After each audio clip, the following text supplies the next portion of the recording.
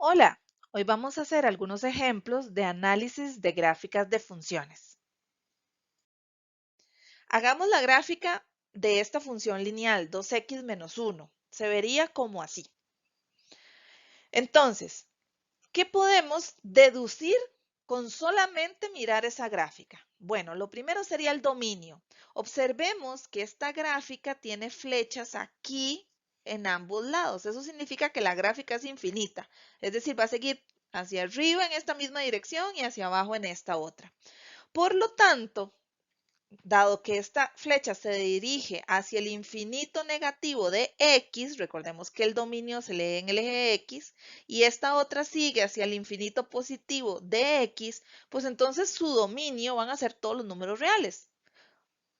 Ahora analicemos el codominio y saquemos el ámbito. Bueno, recordemos que eso lo vamos a ver en el eje y. Entonces, de nuevo nos guiamos por las flechas de la función. Hacia arriba va hacia infinito de y, o sea, va a seguir creciendo y creciendo y creciendo. Y lo mismo hacia abajo. Entonces, el ámbito también son los números reales. Veamos ahora qué podemos deducir con respecto a su crecimiento o decrecimiento. Bueno, esto se va a leer de izquierda a derecha. Yo voy a observar la gráfica y voy a ir a través de ella observando qué es lo que sucede. En este caso, la gráfica crece, siempre va hacia arriba. Repito, debemos leer esto de izquierda a derecha, porque si lo leemos al revés, pues claramente vemos que baja. Pero en este caso, lo correcto es una función creciente, va siempre hacia arriba. En este caso, no es una función que tenga mínimo ni máximo, porque al ser infinita en sus dos extremos, no podemos determinar cuál va a ser el punto más bajo o el punto más alto de la función, ya que estas flechas lo único que nos dicen es que sigue infinitamente. Es una función que interseca al eje y, es decir, ahí se unen la función y el eje y en este punto, y ese punto sería el punto 0, menos 1. Ahora veamos dónde interseca al eje X. El lugar donde una función interseca al eje X se le llaman ceros de la función. En este caso solo hay un cero de la función que no tiene nada que ver con el número cero, lo que es el nombre que recibe la intersección con el eje X y sería en este caso un medio coma cero. Veamos otro ejemplo. Aquí vamos a graficar esta función cuadrática, pero observemos aquí en la gráfica que esta gráfica no tiene flechas.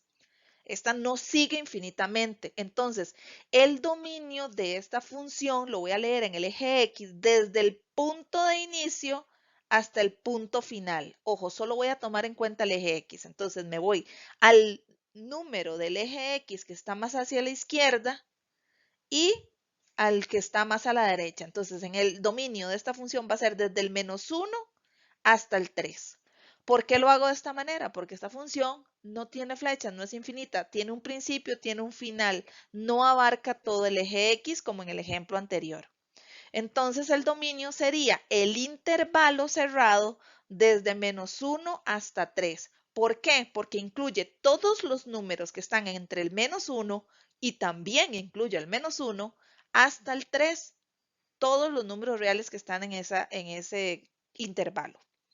El ámbito lo vamos a leer de la misma manera en el eje Y, empezando por el punto más bajo del eje Y, que podría ser este o este, no importa, cualquiera de los dos. Los dos apuntan hacia el 0 en Y. ¿Lo ven? Hasta los dos están en la dirección del 0 en Y. No nos confundamos con los del eje X, o sea, no hay que ver ni el menos 1 ni el 3, no, porque estamos analizando el ámbito. Y en el ámbito solo vemos los números del Y, no nos concentramos en los del X. Entonces, el punto más bajo es el 0 en Y. Y el punto más alto en Y es 4.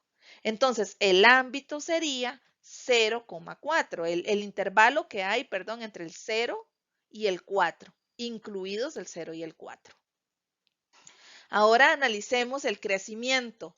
Esta gráfica de izquierda a derecha empezamos a leerla y vemos que va creciendo. Ella empieza a crecer aquí en el -1, sigue creciendo hasta este punto. Y este punto es el 1. Este crecimiento se lee en X. Vean que yo no digo que crece desde -1 hasta 4. No, porque el 4 está en Y. Yo tengo que aprender a ver el crecimiento en el eje X. Entonces va desde -1 hasta 1.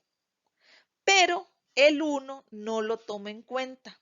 El 1 sería un intervalo abierto aquí, porque en este punto la función crece y decrece, o sea, es donde cambia el crecimiento. Ahora veamos justamente lo que sucede después. Empieza a bajar. A partir del 1 empieza a bajar, a decrecer hasta el 3, en donde termina la función. Entonces, como esta función tiene dos direcciones, tenemos que aclarar ambas en este caso. La primera es cuando crece y luego decrece. Como hay un punto de inflexión, es decir, un punto de cambio, a la hora de colocar el intervalo, ese punto de cambio va abierto. Por eso es que el 1 no se incluye en este intervalo ni en este tampoco. Esta función sí tiene un punto máximo, que sería este de acá, que es el punto dado por 1 y 4. Ese sería el punto máximo. Además, tiene dos puntos mínimos, los cuales no anoté por acá, pero tiene dos puntos mínimos, que sería el -1,0 y el 3,0, que son los puntos más bajos que tiene esa gráfica. Además, vemos que la intersección con el eje Y es en el 3, es decir, en el punto 0,3. Y tiene dos ceros esta función, es decir, dos intersecciones con el eje X, el punto -1,0 y el punto 3,0.